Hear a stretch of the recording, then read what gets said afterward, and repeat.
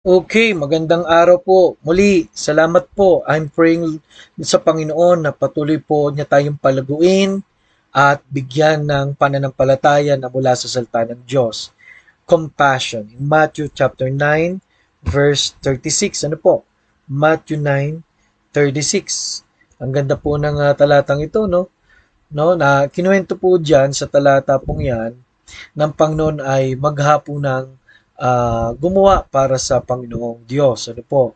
And siya po ay magpapahinga na, ay sinundan pa rin siya ng naparaming tao. No? Papunta na siya sa ilang, ibig sabihin malayo sa kabayanan o mga kabahayan. Sabi rito na makita niya ang napaaraming tao, nahabag siya sa kanila sapagkat sila ay nangangamba at nanlulupaypay na gaya ng mga tupa na walang pastol. Alam niyo po, ngayon po nandito ako sa Baguio and kagabi biglang nag-brown out habang may gusto magpa-therapy and sabi ko baka kalooban ng Diyos na makasama sila sa Bible study. Ngayon po may nabalitaan ako na kamag-anak po ni Mrs. na may cancer, yung isa naman po ay nabangga ng motor. Taon-taon po may namamatay pati po dito, no? So kung ang Panginoon po ay ilalagay natin sa sitwasyong ito, ang sabi, He was moved with compassion. Bakit po? Ganun siya nung siya'y nagpagaling. Ganun siya nung nakita niya ang kalagayan ng tao, lalo na po sa espiritual na kalagayan. Ano po? Kaya alam niyo po, ang dami pa pong mga lugar na may reliyon, ngunit wala po talaga ang pagkalinga pa ng Panginoon dahil may problema pa sa relasyon. Ano po? Kaya napaalaga po na tayo po ay na kay Kristo na. Ano po? Napakahalaga po niyan. Now, number one is compassion undefiled.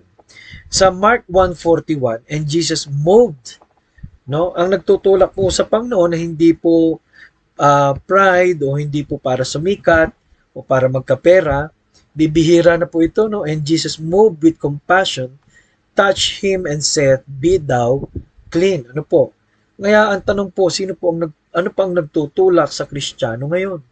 Yung bang kalagayan ng mga tao ay tinutulak pa tayo? Ano po, si Jesus po ay naramdaman niya ang kanilang mga pakiramdam. Nalaman niya ang kanilang mga pinanggalingan dahil siya ay all-knowing.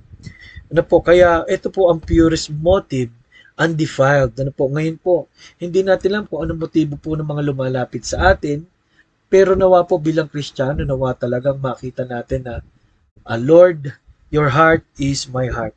Your mind is my mind bilang anak po ninyo at bilang tagasunod mo. Compassion, understanding. Ano po? He was moved with compassion on them because they fainted. Now, the word fainted ay nangihina. Ano po? Maaring sa physical, maaring sa emosyonal. Ano po? Naintindihan ng Panginoon ang kanilang kalungkutan. Ano? Pag malungkot ka, damay lahat yan eh, no? At ang turo po ng Panginoon dito, yung to empathize, no? Matuto kang makibagay. No po? Makisama. No? Hindi lang makisama, makibagay, makiramdam. Number 3, compassion undaunted. 1 Peter 3:8, having compassion one of another, love as brethren, be pitiful, be courteous. Ibig sabihin hindi maitatago po, no? Katulad ng Good Samaritan. Ano po? Alam niyo po, yung Good Samaritan may dahilan siya dahil hindi naman siya Hudyo, no? Hindi rin naman siya tiga-templo, pero wala pong dahilan na tumulong ang isang anak ng Diyos. At dito po nagsisimula ang ministry. Ang ministry po ay hindi po inassign ka ng pastor at nasa church, but ministry starts with compassion. Compassion is undefeated. Deuteronomy 30 verse number 3. The Lord thy God will turn thy captivity and have compassion upon thee. Undefeated compassion ang binigay ng Diyos sa krus sa mga Israelita, at sabi nga ni Haring David, His mercy endureth forever. Kaya salamat sa Diyos. Ako ngayon ay bunga ng pag-ibig at habag ng Diyos. At ang lahat ng ating ginagawa ay kung hindi lang siya'y nagmalasakit. Maraming salamat po. Pwede natin pagpasalamatan ng Diyos.